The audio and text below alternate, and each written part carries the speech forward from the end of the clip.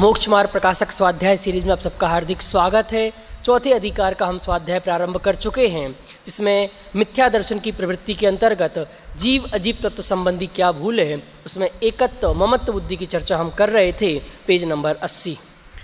एकत्व और ममत्व की चर्चा काफ़ी विस्तार से करने के बाद अब अपन कर्ता बुद्धि संबंधी जो भूल है उसकी ओर चल रहे हैं। माने परद्रव्य में एकत्व, परद्रव्य में ममत्व और परद्रव्य में कर्तृत्व। माने जिसमें एकत्व नहीं है उसमें एकत्व करना, ये एकत्व बुद्धि है। बस एकत्व बुद्धि अलग चीज़ है और मिथ्या एकत्व बुद्धि अलग चीज़ है। तो अपन जब भी ये बात कर रहे हैं वो मिथ्या एकत्व बुद्धि के माने चार प्रकार की बुद्धियाँ तो सब प्रकार से होती है, सम्यक भी और मिथ्या भी। तो अपन ये चार प्रकार की बुद्धियों की बात कर रहे हैं, वो मिथ्या बुद्धियों की बात कर रहे हैं। एकत्व बुद्धि मतलब कि जो मैं नहीं हूँ उसमें मैं हूँ ऐसा मानना, ये एकत्व। जो मेरे नहीं हैं उनको ये मेरे हैं ऐसा मानना, उसका नाम है ममत्व। और अब कर्तृत्व कि जिनका मैं करता नहीं हूँ उनको मैं इनका करता हूँ, या मैं जिनका के लिए करता नहीं हूँ उनको ये मानना कि ये मेरे करता है, अपनी तरफ से दूसरे को, दूसरी की तरफ से अपने को। तो ऐसी परद्रव्य में कर्तृत्व बुद्धि ये मिथ्यात्व की इंडिकेटर है, मिथ्यात्व की सूचक है। माने अगर ऐसी बुद्धि है इसका अर्थ ये है कि ये मिथ्यात्व है। इसमें सबसे बड़ी समस्या क्या है, माने इसको समझने में समस्या क्या है कि व्यवहार तो वैसे ही रहेगा, श्रद्धान छूटेगा। तो हम जब भी श्रद्धान की बात करते हैं तो व्यवहार पे अप्लाई करने की कोशिश करते हैं, बहुत बड़ी तकलीफ है। माने समझने के एंगल से भी, समझाने के एंगल से भी। जैसे एक सम्यक दृष्टि जीव है जिसको परद्रव्य में ना एकत्व है, न ममत्व है, न कर्तृत्व है और न भोक्तृत्व है। और एक मिथ्या दृष्टि है जिसको परद्रव्य में एकत्व भी है, ममत्व भी है, कर्तृत्व भी है और भोक्तृत्व भी है। एक सम्यक है, एक मिथ्या है, लेकिन दोनों का बहिरंग व्यवहार लगभग एक सा है।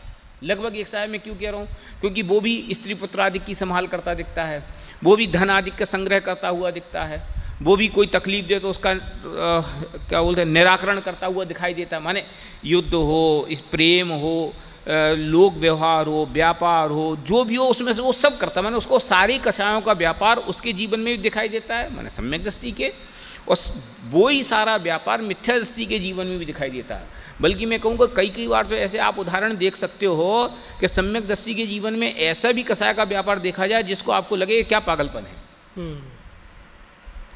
लेकिन मान्यता में जमीन आसमान का अंतर है। एक को परद्रव्य का रंच मात्र कर्तृत्व नहीं है और एक को परद्रव्य का कर्तृत्व ठसाठस भरा है। अब इसको कैसे एक्सप्लेन करें, समस्या ये है। तो शास्त्रों में भी ये कहा कि इसको एक्सप्लेन शास्त्रीय रूप से तो एक्सप्लेन किया जा सकता है, लेकिन इसको फिजिकली रूप से हम दिखाएं कि देखो इसकी कर्तृत्व बुद्धि नहीं है इसलिए ऐसा कर रहा है, ये दिखाई नहीं सकते। ये बात बहुत महत्वपूर्ण है, मार्के की इसको सबको नोट करना चाहिए। इसलिए कहा ना कि सम्यक्त्व का की पहचान या तो उस खुद को हो कदाचित, और नहीं तो केवली को हो। कदाचित आपको तो अवधि मन पर ज्ञानी भी है कि आपके कर्म के छह ऑप्शन की अवस्था देख करके कदाचित बता देवे। तो ये ऐसी समस्या, माने इसके प्रतिपादन में अथवा इसके व्यवहार में जो टेक्निकल समस्या है ना वो ये है, क्योंकि हम जो भी उदाहरण से बात करते हैं, जिस भी तरीके से बात करते हैं, वे सब तरीके मिथ्या दृष्टि और सम्यक दृष्टि के जीवन में लगभग एक से पाए जाते हैं। मैं बार बार लगभग शब्द इसलिए कर रहा हूं क्योंकि कहीं इसका कोई विपरीत मिले तो आप उसको चैलेंज मत करो, लेकिन स्थूल दृष्टि तो ऐसा ही है। अब क्या करें कि क्या करें, इसमें समस्या इसलिए नहीं है क्योंकि इसमें एक बहुत अच्छी बात और छुपी है कि हमें दूसरा व्यक्ति सम्यक दृष्टि या मिथ्या दृष्टि ये क्यों जानना। तुम सम्यक दृष्टि या मिथ्या दृष्टि हो ये जान के मुझे क्या होगा, उससे तो मुझे कोई फायदा नहीं है। पंच परमेष्टि का निर्णय की तो जरूरत है, पर सम्यक दृष्टि की क्या जरूरत है। देव साधुरु के निर्णय की तो जरूरत है क्योंकि वो सम्यक में सहायक है, लेकिन तुम सम्यक दृष्टि हो या मिथ्या दृष्टि हो, इस निर्णय से मेरे को क्या, कोई मतलब नहीं है। तो अगर मैं तुम्हारी बहिरंग क्रिया से ये नहीं पहचान पा रहा हूँ कि मिथ्या दृष्टि हो या सम्यक दृष्टि हो, तो क्यों दुखी हो रहे हो। मैं अपना तो पहचान सकता हूँ ना कि हाँ अपना तो जाना जा सकता है, तो हो गया काम। तुम्हें अपना निर्णय है ना कि तुम्हें परद्रव्य में एकत्व महत्व कर्तव्य भोक्तव्य है कि नहीं, कि है तो उसको सुधारने का प्रयत्न करो।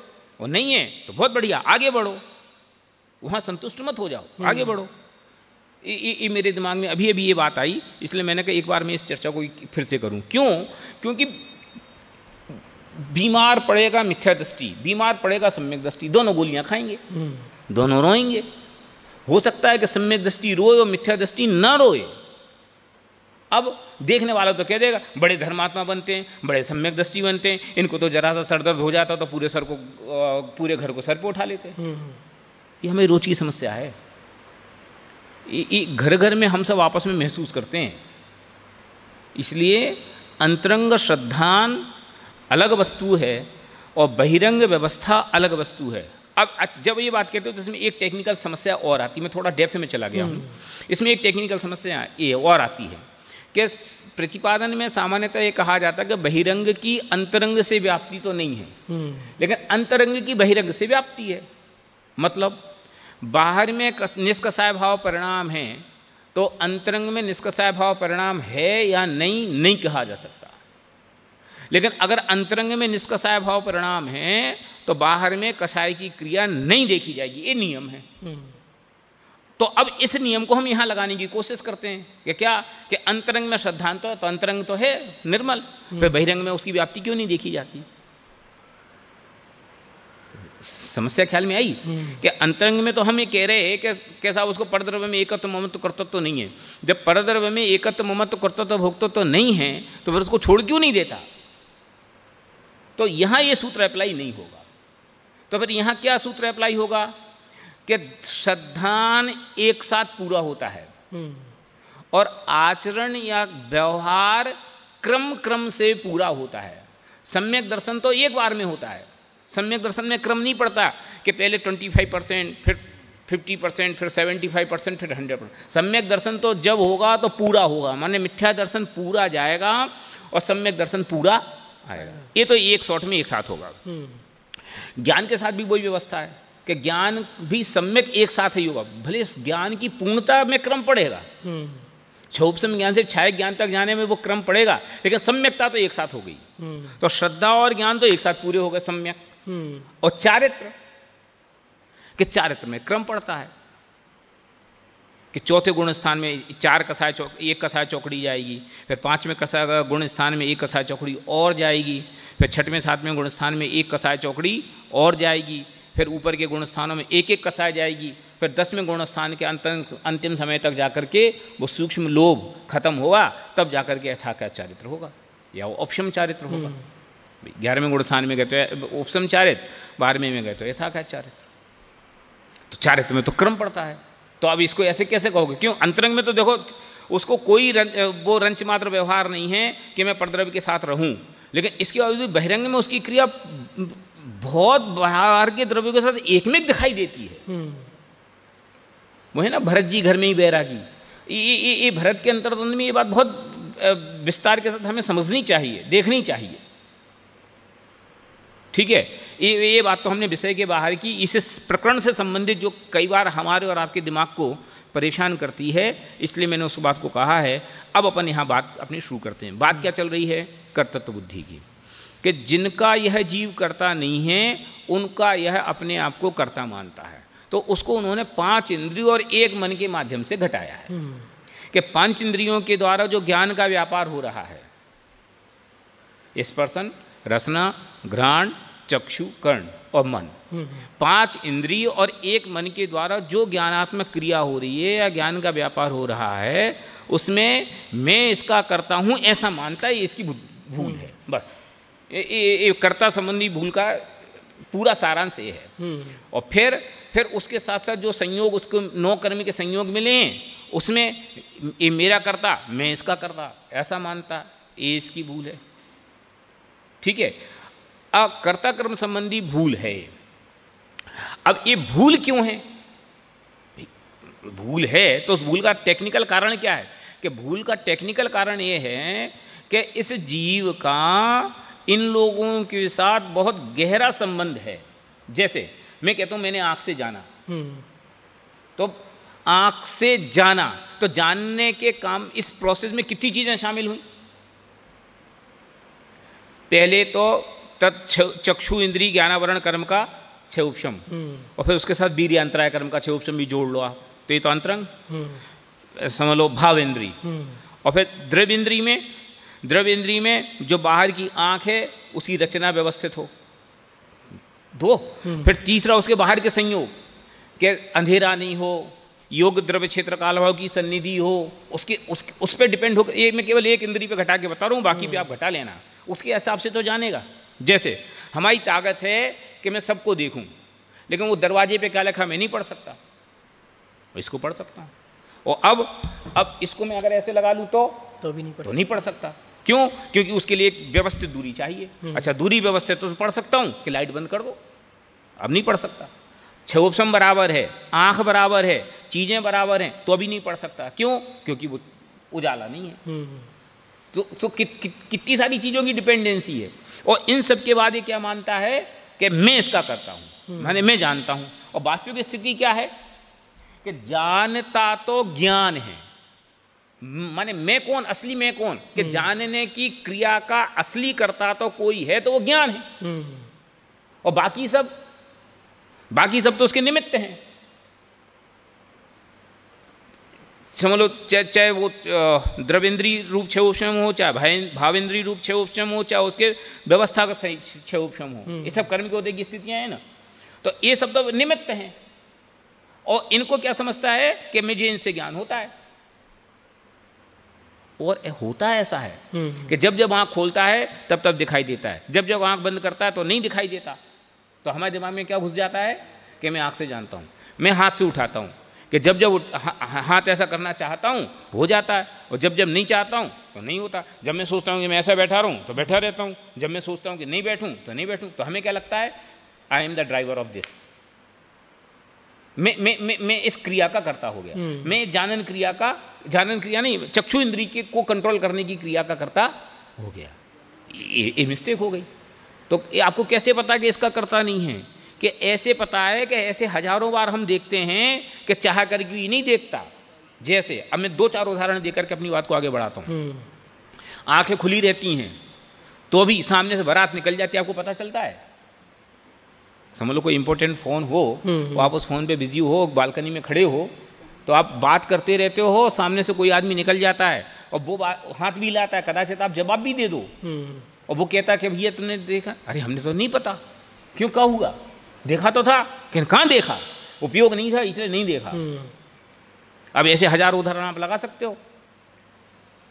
तो सब कुछ एक्यूरेट होने पर भी छह उपशम हो तो जाने।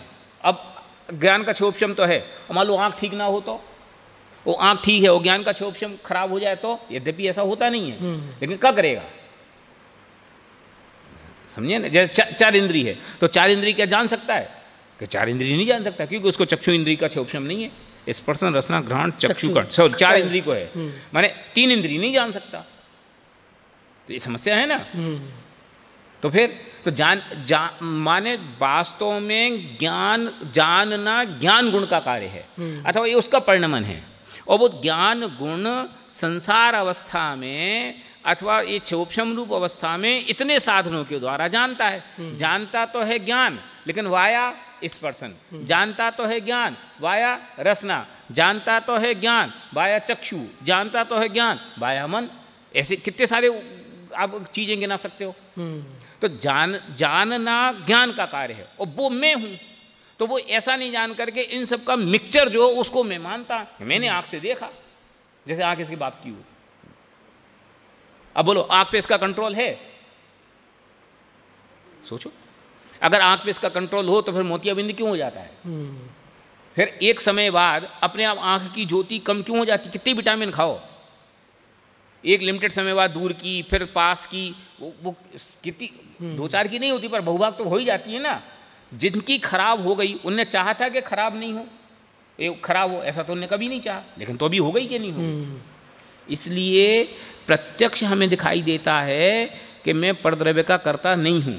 लेकिन समस्या टेक्निकल ये है कि हमने स्वद्रव्य और परद्रव्य का भेद ज्ञान, झगड़ा तो एकत्व से पढ़ा है, हमने वो परद्रव्य और स्वद्रव्य का भेद ज्ञान ही नहीं किया। इसलिए जो शरीर आश्रित क्रियाएं हैं उनका कर्ता मैं हूं, ऐसा मान करके उसके साथ एकत्व मत करता हूँ। ये पूरे समझ लो 1 2 3 पैराग्राफ का उपसंहार है। और यही बात एज इट इज ममत्व के एंगल, भोक्तृत्व के एंगल से बाकी 3 पैराग्राफ में लगानी चाहिए।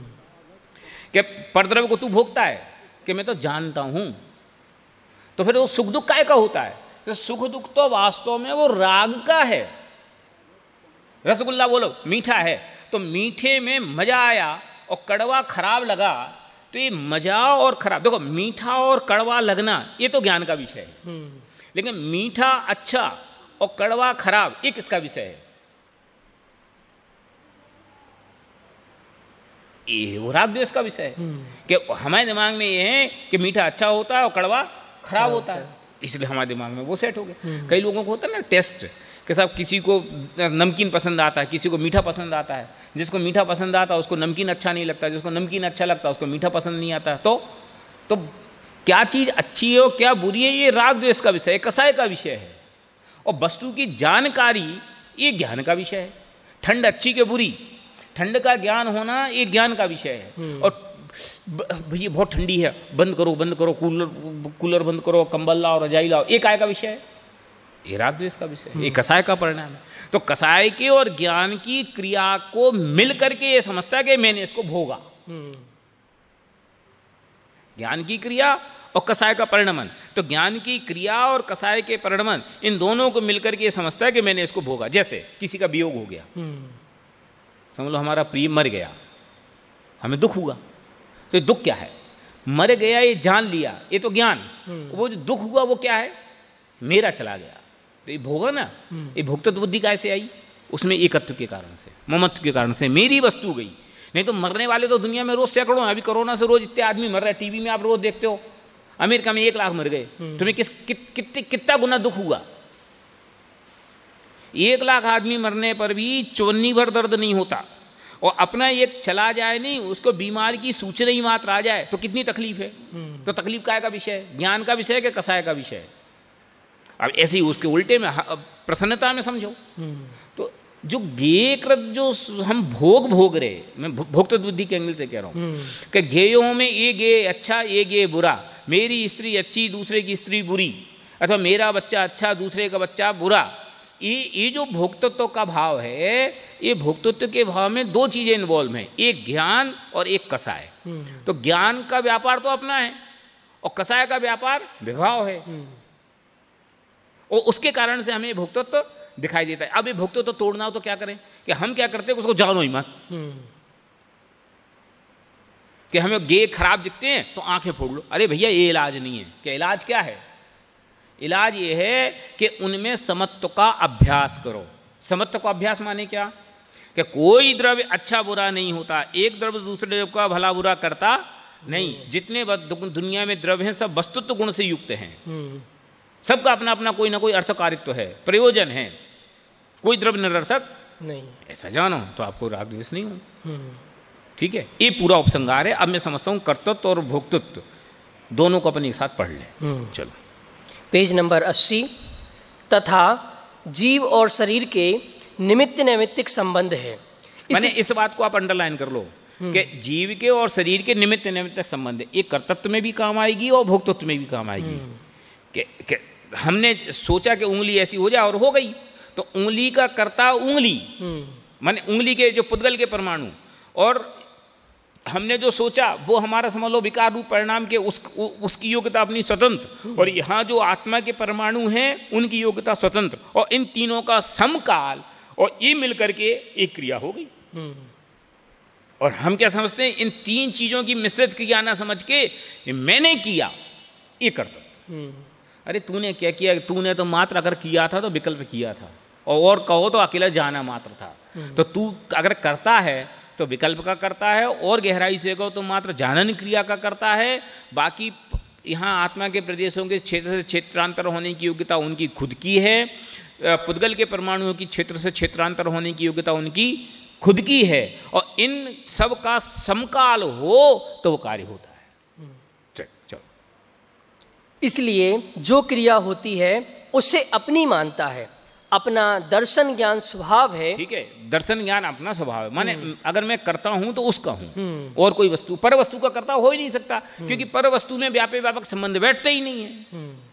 तो जिनका व्यापक व्यापक संबंध घटे वे कर्ता, और जिनका व्यापक व्यापक भाव नहीं घटे उनमें कर्ता बुद्धि होती, एक कर्ता कर्म भाव संभव नहीं है। ये स्थापित सूत्र है। जो मेरे स्वभाव में बस उन्हीं का करता हूं। बस उसकी प्रवृत्ति को निमित्त मात्र शरीर के अंग रूप स्पर्शन आदि द्रव्य इंद्रियां हैं। यह उन्हें एक मानकर ऐसा मानता है कि हाथ आदि से मैंने स्पर्श किया। ठीक है, ज्ञान स्वभाव और स्पर्शन आदि इंद्रियां, इन सबको मिला करके इनके कार्य जो हुआ इसको ही मानता है मैंने किया, जबकि था वो दो द्रव्यों की मिश्रित क्रिया। और मानता यह है कि मैंने बोला, मैंने समझाया। अरे तूने क्या समझाया भैया, ये भाषा वर्ण का परिणमन न हो तो तुम मैं बोल दिया, बोलने का शब्द भी ना निकले। ऐसा होता है कि नहीं होता है? हमें बोलने का भाव आए और संबंधी क्षोभशम गायब हो जाए तो बोलते बोलते बोलते अरे पता नहीं मैं क्या कहना चाहता था, भूल गया। भाषा वर्ण आए, क्षोभशम गायब हो गया, नहीं बता पाए। कितनी चीजें दिमाग में आती हैं, नहीं बोल पाते। तो ये कहा है कि सबकी स्वतंत्र परिणमन है ना, मेरे अधीन कहाँ है? अगर मेरे अधीन हो तो मेरे विचार के अनुसार होना चाहिए ना। लेकिन गजब बात यह है कि मेरे विचार के अनुसार नहीं होने पर भी मुझे यही लगता है कि मैं करता हूं। ये इसकी मिथ्यापना है। जीभ से स्वाद लिया, नासिका से सूंघा, नेत्र से देखा, कानों से सुना, मनोवर्गणा रूप 8 पंखुड़ियों के फूले कमल के आकार का हृदय स्थान में द्रव्य मन है। वह दृष्टिगम्य नहीं है, ऐसा है सो शरीर का अंग है। ठीक है, ये 5 इंद्रियों के उन्होंने काम बता दिए। ये 5 इंद्रियों और एक मन के द्वारा क्या होता है। तो एक द्रव्य मन की चर्चा भी उन्होंने कर ली कि जिस प्रकार आंख एक द्रव्य इंद्रिय है ना, आंख, हाँ। ये आंख है तो ये द्रव्य इंद्रिय है, ऐसे मन भी एक द्रव्य इंद्रिय है। तो वो कहाँ है कि उसके लिए आगम्य विचन ये है कि वो फूले कमल के आकार रूप हृदय के स्थान में है। तो कैसा है कि वो दिखता नहीं है, इंद्रिय गोचर नहीं है। बस तो ये समझ 6 इंद्रियों के नाम बता दिए। माने 5 इंद्रिय और एक मन। मन का एक नाम है अनिंद्रिय। अनिंद्रिय क्यों?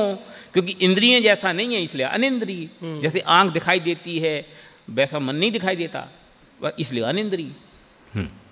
सो शरीर का अंग है, उसके निमित्त होने। उसके निमित्त माने इन सब पे, हाँ। 5 पे 6 पे घटाना, सब पे एक एक करके। जैसे अभी अपने चक्षु इंद्रिय पे घटाया ना, ऐसा सब पे घटाना। क्यों मैंने पहले विस्तार इसलिए किया क्योंकि अब आप पढ़ोगे ना तो आपको एक एक चीज क्लियर होती जाएगी। चलो, उसके निमित्त होने पर स्मरणादि रूप ज्ञान की प्रवृत्ति होती है। यह द्रव्य मन को और ज्ञान को एक मानकर ऐसा मानता है कि मैंने मन से जाना। ठीक, अब जैसा मैंने चक्षु इंद्रिय पे कहा ऐसे निमन पे घटाया, पढ़ते जाए अपन। तथा अपने को बोलने की इच्छा होती है, तब अपने प्रदेशों को जिस प्रकार बोलना बने उस प्रकार हिलाता है। तब अब ये अपने प्रदेश माने आंध्र प्रदेश की बात कर रहा है, और फिर आंध्र प्रदेश के साथ साथ वहाँ जो समझ लो उसके पुद्गल के प्रदेश हैं वे भी हिलते हैं, और दोनों की योग्यता एक सी होती तो हिलते हैं। मान लो बिगड़ जाए तो नहीं हिले। अब जैसे मान लो लकवा लग जाए तो आपका मन तो होता है कि मैं उठाऊं उठाऊं उठाऊं, उठता नहीं है। तो ये कहा है कि पुद्गल के परमाणु की योग्यता गायब हो गई, आत्म के प्रदेशों की योग्यता तो बाकी है, लेकिन अब इनमें समकाल नहीं रहा, अथवा ये मर जाए, कट जाए। तो पुद्गल के प्रदेशों की योग्यता तो है, लेकिन आत्म प्रदेश गायब हो गए तो भी नहीं उठता, फिर उसमें हिलन चलन क्रिया नहीं होती। ये प्रत्यक्ष दिखाई देता है। तो इसमें 2 चीजें हैं, तो पहले काम कौन करता है कि समकाल है? ये पहले बात का बात ही नहीं कर, समकाल है वास्तव में। और पहले बात का चर्चा कैसे की जा सकती है?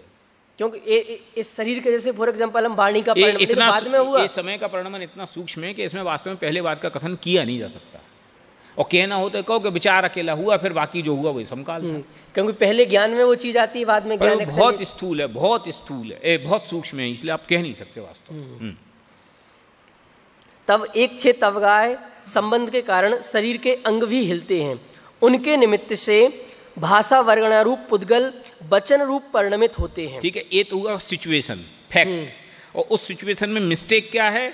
वो मिस्टेक है उन सब, यह सबको एक मान, सबको माने आत्म प्रदेश, आत्मा की इच्छा माने इच्छा, फिर आत्मा के प्रदेशों को हिलाने की क्रिया, और फिर पुद्गल के शरीरों के हिलने की क्रिया, वो परिणमन। इन तीनों का कंबाइंड मिक्सचर इन सबको एक मानकर ऐसा मानता है कि आई एम टॉकिंग, मैं बोल रहा हूं। तो मैं बोलता हूं ना, कुछ अंश तो मेरे भी है।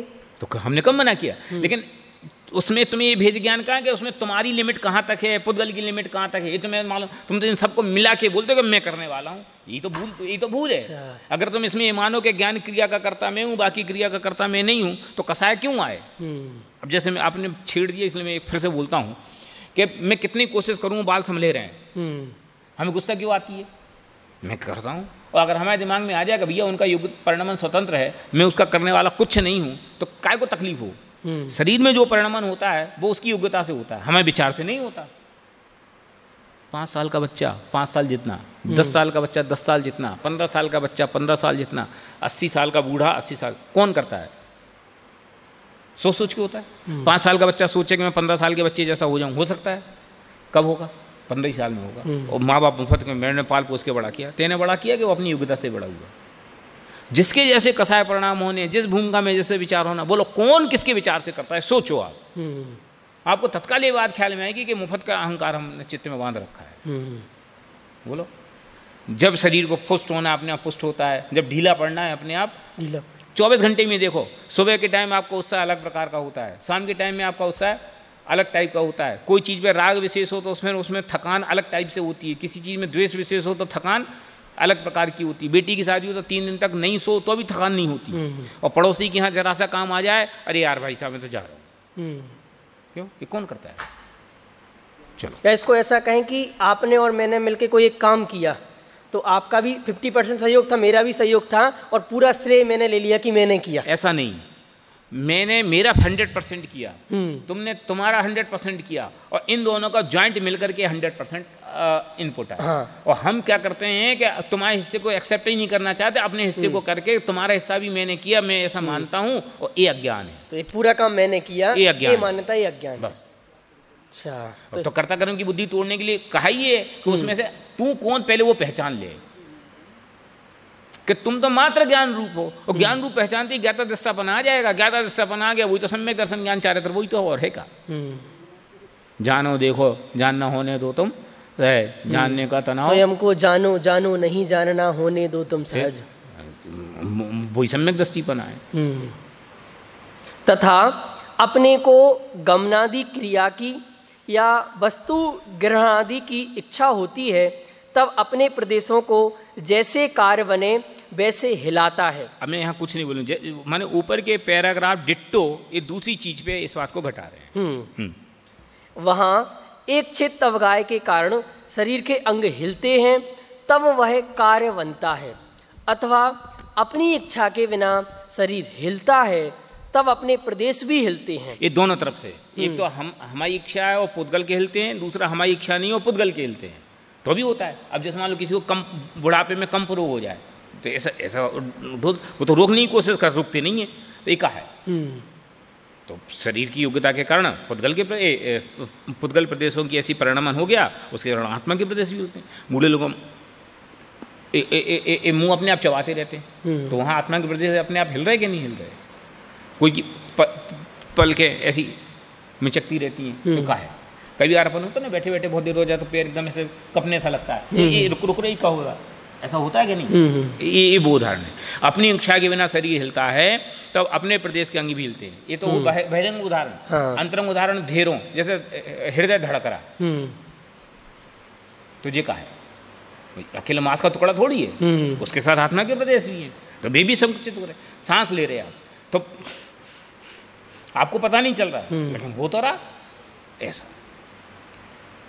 यह सबको एक मानकर ऐसा मानता है कि मैं गमनादि कार्य करता हूँ, मैं वस्तु का ग्रहण करता हूँ, अथवा मैंने किया है इत्यादि रूप मानता है। ठीक है, अब यहाँ तक तो हुई कर्ता कर्म संबंधी बात। अब अपन बिना गैप के आगे पढ़ते हैं। हाँ। अब जो बात चल रही है आगे के 3 या 4 पैराग्राफ तक, ये है ममत्व भाव के साथ, और जो बात एकत्व परिणाम के साथ कही गई है वही बात ममत्व परिणाम में भी लगाना है। बस इतनी सी बात है, वहाँ परद्रव्य का कर्ता बनता है और यहाँ परद्रव्य का भोक्ता बनता है, मैं इसको भोगता हूँ ऐसा मानता है। चलो, तथा जीव के कसाय भाव हो तब शरीर की चेष्टा उनके अनुसार हो जाती है ना।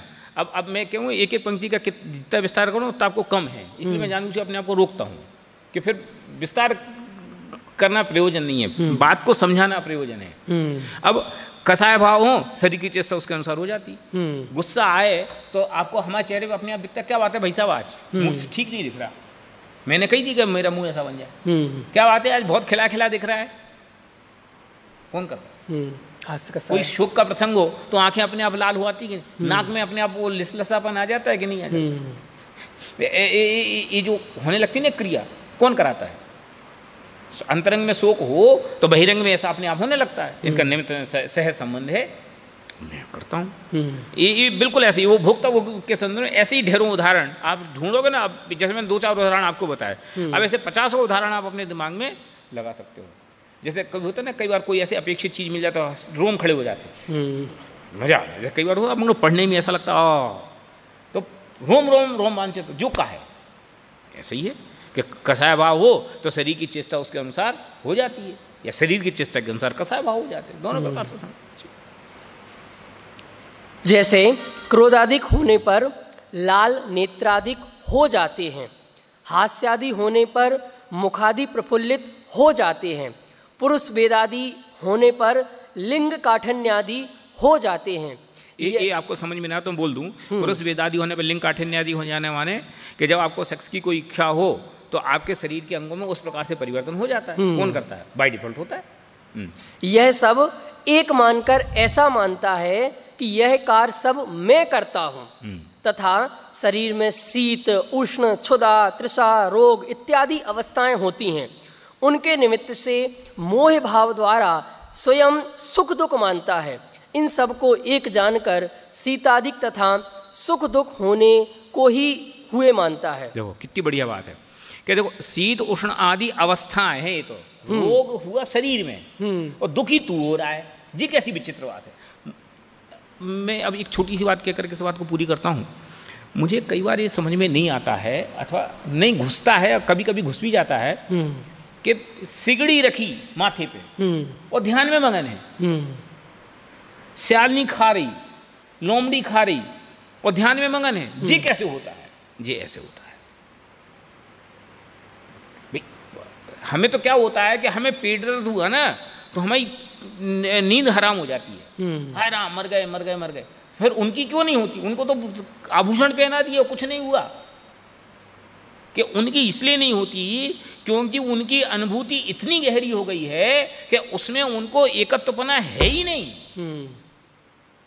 इसलिए वो शरीर की क्रिया, तो जिस प्रकार से आप इसको तोड़ो तो हमें कोई दर्द होता है? नहीं होता। कदाचित जिसको कह तोड़ने से आप कह सकते हो कि दर्द होता है क्योंकि इसमें ये मेरा है ऐसा मानता हूँ। कोई थर्ड चीज टूटे, हम लोग अब इसको ऐसा कहो कि संसार का पंखा टूट के गिरे और हमारे घर का पंखा टूट के गिरे तो दुख काय में होता है। और संसार को भी छोड़ दो तो सड़क पे कोई एक्सीडेंट हो तो हमारे आदमी का कोई एक्सीडेंट हो तो दुख काय में होता है अपने के। तो क्यों? क्योंकि वो तो नुकसान तो एक से ही हुआ, बाहर भी ये आदमी मरा, हमारे घर में भी आदमी मरा, लेकिन हमारे घर के आदमी के मरने का दुख है, बाहर के आदमी का मरने का रंच ज्ञान तो है, दुख नहीं है। क्यों नहीं है? क्योंकि उसमें पराई की अनुभूति है। पराई की अनुभूति कहो या एक मेरा नहीं है, ऐसी अनुभूति है। सेम पोजीशन यहाँ उनकी उस गहराई से आ गई। भेद विज्ञान की गहराई इतनी गहरी हो गई कि इस शरीर के साथ माने जिसके साथ एक क्षेत्र का संबंध है उसके साथ भी इतनी गहरी अनुभूति हो गई कि ये देह मेरी नहीं है। तो देह जल रही तो ऐसा नहीं। देखो मैं फिर कहता हूँ, इस बात को थोड़ा गहराई से समझना चाहिए कि ऐसा नहीं है कि देह जल रही है और चलना तो मैं तो मुनि महाराज हूँ, मैं अगर सर्व नहीं सहूंगा तो केवल ज्ञान कैसे होगा? नहीं, ऐसा नहीं होता। लोग क्या कहेंगे?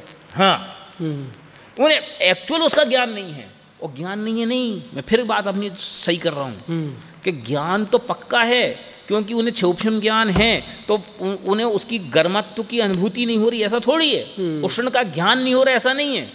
उष्ण का ज्ञान हो रहा है और उष्ण की वेदना नहीं हो रही। कि वेदना क्यों नहीं हो रही? क्योंकि वेदना का संबंध एकत्व के साथ है। ये बात समझ, ये उसका है मुनित्व। कि सड़क पे आदमी मरा, वो मरा तो मरने का ज्ञान तो हुआ, लेकिन तत्संबंधी दुख क्यों नहीं हुआ? क्योंकि ज्ञान अलग बात है और दुख की अनुभूति अलग बात है। दुख की अनुभूति के लिए एकत्व जरूरी है, एकत्व नहीं है। इसलिए ज्ञान होने पर भी तकलीफ नहीं होती। हम टीवी पे 50 लोगों के मरने की खबर सुनते हैं और चाय पीते रहते हैं, कोई इफेक्ट नहीं आता। और फोन पे जरा सी एक सूचना आ जाए कि भाई उनको अटैक आया, तो आप ये कहते हो कि रुक जाओ मैं नाश्ता पूरा कर लूं, तब तो नहीं होती। तब आपका पूरा क्या बोलते हैं भूगोल ही बिगड़ जाता है। कि क्यों बिगड़ जाता है? कि ज्ञान के साथ उसमें कसाई की अनुभूति इन्वॉल्व होगी, एकत्व की अनुभूति के साथ। ये मेरा बिगड़ ना जाए, अथवा जिससे द्वेष है उसका निपट जाए, उसमें मजा आ गया, बाकी चीज में नहीं होता। इसलिए ज्ञान जुदी है, ये बहुत जुदी है। ये इसलिए मैं यहाँ इस बात को हाईलाइट करना चाहता हूँ। देखो टोडरमल जी ने कितना स्पष्ट किया। शीत, उष्ण, क्षुधा, तृषा, रोग। अब कुष्ठ हो गया मुनिराज को, वादिराज मुनिराज को, और कुष्ठ पड़ोसी को है, हमें क्या है? हमें तो कोई कुष्ठ की बात है तो समझ लो अज्ञान का कुष्ठ है, वो तो फीलिंग में नहीं आता, इत्यादि अवस्थाएं होती हैं। अब देखो उनके निमित्त से, ये तो पर वस्तु है, और उनके निमित्त से मोह भाव द्वारा स्वयं को सुखी दुखी मानता है। कसाई के कारण से ये अच्छा तो मैं सुखी, ये बुरा तो मैं दुखी, ऐसा मानता है। इन सबको एक जानकर सीतादिक तथा सुख दुख अपने को ही हुए मानता है। तो मुद्दा क्या निकला? मुद्दा ये निकला कि इनमें सुख दुख है ही नहीं। शरीर में रोग हुआ तो क्या दुख? ये बहुत गहरा अध्यात्म है, बहुत गहरा। अब मेरे जितने ज्ञान में आ रहा ना उतना मैं शब्दों से कह नहीं सकता। ये इतनी मजेदार बात है कि सुमन जी की भाषा में कहो तो नाचने लग जाओ। के उसमें कुछ है ही नहीं, वो उसका परिणमन है, जे इसका परिणमन है, और दोनों परिणमन के बीच में एक कसाय ने एक रिलेशन कर दिया जिससे मैं सुखी मैं दुखी ऐसा फीलिंग आ रही है। तो फिर तो सुखी होने की असली फीलिंग क्या है? कि सुखी होने की फीलिंग मैं ज्ञान रूप हूं, मैं ही रूप हूं, यही असली सुखी सुख है, बाकी सब पागल। चलो तथा अभी मैंने कही थी रोमांच हो जाते, कई बार ऐसा होता कि ऐसा करने में मजा आ जाता अपने आप में। जो माने ये फीलिंग आनी चाहिए। हमारी समस्या क्या है कि हम बहुत सारी चीजें जिनवाणी से पढ़ते हैं, वो जिनवाणी तक के शब्दों तक सीमित रख देते हैं। मजेदार तो जब है जब ऐसा ख्याल में आए कि परायपन की फीलिंग है तो कुछ भी होए क्या फर्क पड़ता है। मैंने कहीं उनको सोने के सॉरी वो पहना दी है, वो है ना, अरि मित्र महल मसान कंचन कांचन। क्या गजब बात है कि कोई तलवार लेके खड़ा हो जाए तो भी नो रिएक्शन, और कोई मालाएं लेकर के खड़ा हो जाए तो भी नो रिएक्शन। और ऐसा नहीं कि मैं महराज हूं इसलिए मुझे समता रखनी है, इसलिए है तो नालायक, है तो अच्छा, लेकिन क्या करूं, मुझे दोनों को सद्धर्म वृद्धि रस्तु एक सा कहना पड़ेगा। ऐसा नहीं, बाई नेचर उनके चित्त में से वो चीज नहीं, बाई फीलिंग उनमें से वो कसाय का भाव निकल गया। ये धर्म की अनुभूति, इससे आनंद का जन्म। चलो। तथा शरीर के परमाणुओं का मिलना बिछुड़ना आदि होने से तथा उनकी अवस्था पलटने से या शरीर स्कंद के खंड आदि होने से स्थूल कृशादिक बाल वृद्धादिक अथवा अंगहीनादिक होते हैं और उनके अनुसार अपने प्रदेशों का संकोच विस्तार होता है। यह सबको एक मानकर मैं स्थूल हूँ, मैं कृश हूँ, मैं बालक हूँ, मैं वृद्ध हूँ, मेरे इन अंगों का भंग हुआ इत्यादि रूप मानता है ना। माने जो ऊपर बात थी वही बात नीचे, बस एंगल बदल गया। कि ऊपर वो उन्होंने शरीर के विपरीत परिणमन के एंगल से कही, अब यहाँ शरीर के सब परमाणु का मिलना विछुड़ना हुआ, मोटे हो गए पतले हो गए। अरे यार जिसको पतलापन पसंद है वो मोटा हो गया, वो दुखी, जिसको मोटापन पसंद है पतला हो गया, वो दुखी। अरे भला आदमी तू मोटा पतला होता ही नहीं, तेरे ज्ञान के आत्मा के असंख्यात प्रदेशों में से कितने प्रदेश कम हो जाते हैं, कितने गुण कम हो जाते हैं, कितने गुण ऐड हो जाते हैं, होता ही नहीं। तू काय के लिए दुखी हुआ है? ये तो जो है वो पुद्गल की अवस्था है ना। ऐसे ही शरीर के स्कंद खंड होने स्थूल कृशादिक बाल वृद्ध अंगहीन आदिक होते हैं, उन सब के अनुसार अपने प्रदेशों का संकोच विस्तार होता है। होता ना, कोई आदमी पहले सींग का पहलवान होता है, अपने आते हैं ना लड़के, तो शुरुआत में तो ऐसे होते छोटे छोटे छोटे, जब जाते तो ऐसे बड़े हो जाते कि पहचान में नहीं। अब क्या हुआ कि किन्ने खींच के बड़ा किया कि जैसे जैसा शरीर बढ़ता गया वैसे वैसे आत्मा के प्रदेश पसरते गए। प्रदेशों में तो बड़े बढ़ोतरी हुई नहीं। उनका समझ लो ऐसा योग्यता है आत्मा के प्रदेशों की कि संकोच विस्तार गुण के कारण जैसा आकार होता है उस आकार के रूप आकार ग्रहण कर लेते हैं और उसके रूप। और ये क्या मानता है तेने क्या किया, जरा सोच तो। गर्भ में आने से लेकर के मरण तक शरीर की एक सिंगल क्रिया, एक सिंगल चेंज तुम बता दो कि मैंने किया। अरे आप इतनी कहते हो, मैं तो कई बार ये बात कहता हूं कि फेयर एंड लवली कितनी घिसें कि शरीर की टोन बदल जाए, रंग की। उसकी योग्यता हो तो बदलती है और ना हो तो तुम टनो फेयर एंड लवली लगा के मर जाना, उसकी टोन में रंच मात्र बदलाव नहीं आए, क्यों? बस निमित्त निमित्त संबंध है, उसका हम कोई इनकार भी नहीं है कि साहब शरीर ठीक होना होगा तो वो योगासन काम आएगा, और ठीक नहीं होना होगा तो कर करके मर जाना, कुछ नहीं होगा। सहज योग्यता है, उसका पुण्य पाप के उदय के साथ भी संबंध है। पर ये सब बेसिकली बात यह है कि ये सब निमित्त नैमित्तिक संबंध है। मैं ये नहीं होता, मैं इसका इनकार नहीं कर रहा हूँ, एक दूसरा को कोई सुखी दुखी नहीं करता, मैं इसका इनकार नहीं कर रहा हूँ, लेकिन वो सब निमित्त नैमित्तिक कंसेप्ट है, इसके बाहर कोई कंसेप्ट नहीं है। और हम निमित्त नैमित्तिक संबंध में मैं मेरे ऐसा एकत्र मत करते हैं, ये भ्रम है, इस भ्रम को तोड़ने की बात की जा रही है। देखो चलो, तथा शरीर की अपेक्षा गति कुलाधिक होते हैं। अब देखो कितनी बढ़िया बात है कि मैं मनुष्य हूं, कितने दिन पहले का, मेरी एज क्या है बताओ? 45 क्या ना दिया ना समझे ना कि मनुष्य में कितने 40-45 साल से, और समझ लो 40-45 साल और अगर कहो तो, वैसे तो हमें ये नहीं पता कि अगले साल भी अगले समय हूं कि नहीं, लेकिन अगर कहो तो उतना, उसके बाद जहां जाऊंगा वो हो जाऊंगा, चीटी होऊंगा, देव होऊंगा, का होऊंगा, हमें का मालूम है ना। तो जैसी अवस्था होती है उसमें मैं हूं, फिर मैं छत्री हूं, मैं वैश्य हूं, मैं पंडित हूं, अच्छा मैं बड़ा आदमी हूं, मेरे सम्मान नहीं, कितनी कसाय का व्यापार, और किस बात का हैसियत।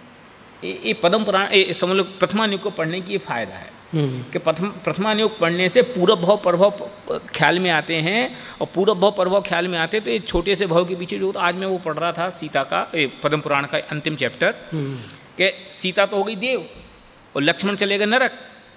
अब उसको राग आया तो पहले राम के पास आई, उनको डिगाने का कोशिश करी, वहाँ नहीं हुआ तो नरक गई। अब नरक गई तो वहाँ असुर कुमार जाति के देव उनको हैरान कर रहे, इसको राग आ रहा, और क्या हो रहा? कुछ नहीं हो रहा, वे एक दूसरे को मारा, फिर और ऐसा वर्णन किया कि वो देख के ऐसा लगे क्या बताएं। और मुझे तो आश्चर्य हुआ कि वो देव नरक में जाता होगा और ऐसा एटमॉस्फेयर देखता होगा तो उसको चित्त में क्या आता होगा। मेरे तत्काल क्लिक के हुआ कि हम तो ये शास्त्र में पढ़ते हैं कि नरक की एक मिट्टी धरती पे आ जाए तो कितने कोस के जीव मर जाए, भी वहाँ जाकर के कैसे खड़े रहते होंगे, भी कैसे सूंघते होंगे। अच्छा, और गजब बात कि उस एटमॉस्फेयर का उनको असर नहीं होता। अपन भी जैसे कोई कत्ल खाने वगैरह साइड जाओ तो अपन का जी कैसा हो जाता है, तो उनको नहीं होता वो। बाद में उसने कही कि सीता के जी में ऐसे ये विचार बहुत दिन तक चलते रहे, वैराग्य का कारण। और फिर गजब की बात है कि ऐसी परिस्थिति में सम्यक दर्शन कराया ही, उसमें लिखा कि लक्ष्मण ने सम्यक दर्शन धारण किया, रावण ने सम्यक दर्शन धारण किया। ऐसा धारण होता है, ये प्रथमानुग की शैली है। तो कहने का ये था कि कहाँ तो ये उसने वहाँ ये सब वर्णन में है कि देखो कहाँ अपन इतने अच्छे भोग रहे थे, ऐसे रहते थे, और कहाँ तुम ऐसी गति में पड़े हो। और वहाँ फिर कहा कि धर्म का संयोग नहीं होने के कारण तुम्हें ये दशा हुई। तो फिर अब कोई कुछ नहीं हो सकता, हमें तो अपने भाव भोगेंगे, तुम अपने पुण्य को भोगो, बाद में जो होगा सो, और फिर बाद में क्या तीर्थंकर बनेंगे। तो कैसे विचित्र है ये कि क्यों? क्योंकि मैं हूँ तो त्रिकाल न, और हमारा प्रत्येक परिणाम से क्या हेडेक है, ये पढ़ो तो मजा आए। चलो। तथा शरीर की अपेक्षा गति कुलाधिक होते हैं, उन्हें अपना मानकर मैं मनुष्य हूँ, मैं त्रियंश हूँ, मैं क्षत्रिय हूँ, मैं वैश्य हूँ इत्यादि रूप मानता है। तथा शरीर का संयोग होने और छूटने की अपेक्षा जन्म मरण होता है, उससे अपना जन्म मरण मानकर मैं उत्पन्न हुआ, मैं मरूंगा ऐसा मानता है। बोलो, अब इस पंक्ति का विस्तार करो ना तो आप 3 दिन तक बोल सकते हो। कई बार मैंने कही भी है कि जन्म मरण है क्या? शरीर का छूटना, और शरीर का छूटना क्या चेंज ओवर है वास्तव में। तो पुराना कुर्ता हटके नया मिले मृत्यु का है। क्योंकि संसार में कोई भी शरीर 4 समय से ज्यादा तो शरीर के बिना आत्मा रहता नहीं। वो 4 समय में भी 2 शरीर तो रहते ही रहते हैं, तेजस कार्माण। अकेले औदर व्यक्रिय की तो बात है, तो वे भी चौथे समय में तो गारंटेड मिलेंगे ही मिलेंगे, उनको कोई रोक नहीं सकता। तो अब क्या तकलीफ है? परिवर्तन तो नियम है, फिर काय का दुख है? नहीं, मैं हूं, मैं मर जाऊंगा तो मेरा सब। कितना मरण भय, आप इसकी कल्पना करो। ये बोलने में तो कुछ आता नहीं है, फीलिंग में आता है वास्तव में। तो अब अभी जो पूरे एटमॉस्फेयर देश दुनिया का चल रहा है, ये क्या है? मरण भय का नहीं है तो काय का है? मैं मरना जाऊं, मैं मरना जाऊं।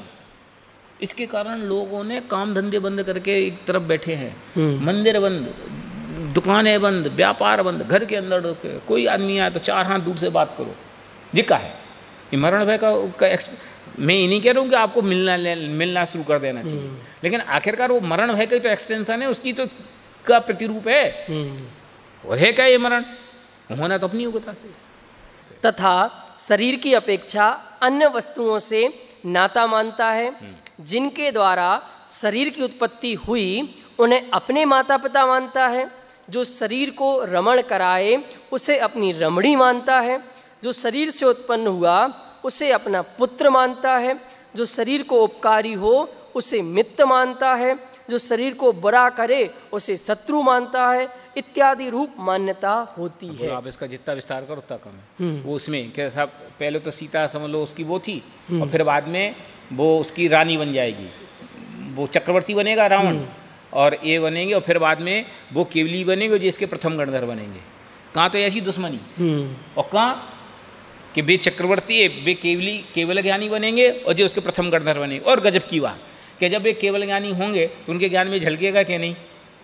ये जो गणधर, पहले गणधर हमारे हैं, ये तो सीता के जीव थे, और उनके पीछे मैंने इतनी लड़ाई की थी। बोलो क्या है? ये शरीर के नाते ही तो है। अब फिर वही बात कि शरीर का बुरा करे शत्रु मानता है। अब उसमें कभी पुत्र होता है, फिर वही उसकी पत्नी हो जाता है, वही उसका पिता हो जाता है। कितनी कितनी चीज़ें बदलती हैं, कौन किसका मित्र, कौन किसका शत्रु, कौन किसका पुत्र, कौन किसका क्या। लेकिन ठीक है, लोक व्यवहार की एंगल से जब हम उसकी बात करें तो वो भी कहेंगे कि साहब हमें लोक व्यवहार का पालन करना चाहिए, माता पिता का ध्यान रखना चाहिए, सबकी इज्जत करनी चाहिए, सबकी समाज वो अलग है। लेकिन अभी तो ये बात है ना कि साहब हमने अपने ज्ञान रूप को अपना ना मान करके देह में ऐसी एकत्व बुद्धि घुस गई है कि देह के संबंध तो सर्वस्व दिखते हैं और आत्मा का संबंध हमें रंचमात दिखाई नहीं देता। ये विचित्रता है। देह की अनुकूलता के लिए हम कितना प्रयत्न करते हैं, उसके लिए कितनी मेहनत करते हैं, और इससे विरुद्ध मैं आत्मा हूं, उस आत्मा की अनुकूलता के लिए हमने क्या किया? सोचो, सब अपनी फ्लैशबैक में जाके देखो जरा कि शरीर कंफर्टेबल रहे इसके लिए अब कितनी मजदूरी, और आत्मा कंफर्टेबल रहे इसके लिए कितनी मजदूरी। एक आध समय भी याद नहीं आएगा कि जब आपको ये लगे कि हमने शरीर आत्मा के लिए किया। क्यों? क्योंकि जो धर्म ध्यान भी करते हो ना, माफ करना मैं थोड़ा कड़क के रिया हूं, कि जो धर्म ध्यान भी हम कदाचित करते हैं वो भी शरीर के कंफर्टेबल के लिए करते हैं कि हे भगवान मर ना जाऊं, हे भगवान ऐसा ना हो जाए। अरे तुम भगवान के पास भी गए तो भी आत्मा के कल्याण की बात नहीं सोची, लौकिक कार्यों की तो बात ही नहीं। लेकिन जहां आप आत्मा की हित की बात सोचते वहां भी जाकर के तुमने शरीर की बात। ठीक है, इस प्रकार से ये ममत्व बुद्धि का फंक्शन है। अब मैं इसको उपसंहार कर देता हूं कि जो शरीर, जो देह आत्मा नहीं है, आत्मा से भिन्न वस्तुओं में यह 4 प्रकार का ज्ञान रखता है। एकत्व, ममत्व, कर्तृत्व, भोक्तृत्व। पर वस्तु ही मैं हूं, ये एकत्व। पर वस्तु मेरी है, ये ममत्व। मैं पर वस्तु का करता हूं या पर वस्तु मेरी करता है, ये कर्तृत्व। मैं पर वस्तु का भोगता हूं या पर वस्तु मेरी भोगता है, ये भोक्तृत्व। तो ये गलत क्यों हो गया? क्योंकि ये वस्तु स्वरूप के विरुद्ध है, कि वास्तव में ऐसी बात है ही नहीं। तो ये इसी का नाम मिथ्यात्व है। तो मिथ्यात्व का आइडेंटिफिकेशन क्या है? कि परद्रव्य में एकत्व, ममत्व, कर्तृत्व, भोक्तृत्व का जो भाव है, भाव श्रद्धा, क्योंकि ध्यान की बात नहीं कर रहे ना, ज्ञान के माध्यम से श्रद्धा की बात की जा रही है। तो परद्रव्य में जो एकत्व, कर्तृत्व, भोक्तृत्व की बुद्धि है, यही बुद्धि मिथ्यात्व की परिचायक है, अथवा यही मिथ्यात्व है। और ये टूट जाए तो काम हो जाए। अब कल जो चर्चा होगी वो ये होगी कि भैया ये टेक्निकल एक गलती हो क्यों रही है, इसका रीजन क्या है। क्योंकि रीजन पकड़ में आए तो उसका सोल्यूशन ख्याल में आए। बीमारी तो ठीक है, बीमारी का कारण क्या, कारण पकड़ में आए तो दवाई देखी जाए। तो कल कारण क्या उसकी चर्चा करेंगे, फिर थोड़ी सी दवाई की चर्चा भी करेंगे। सभी को सादर जय जिनेंद्र।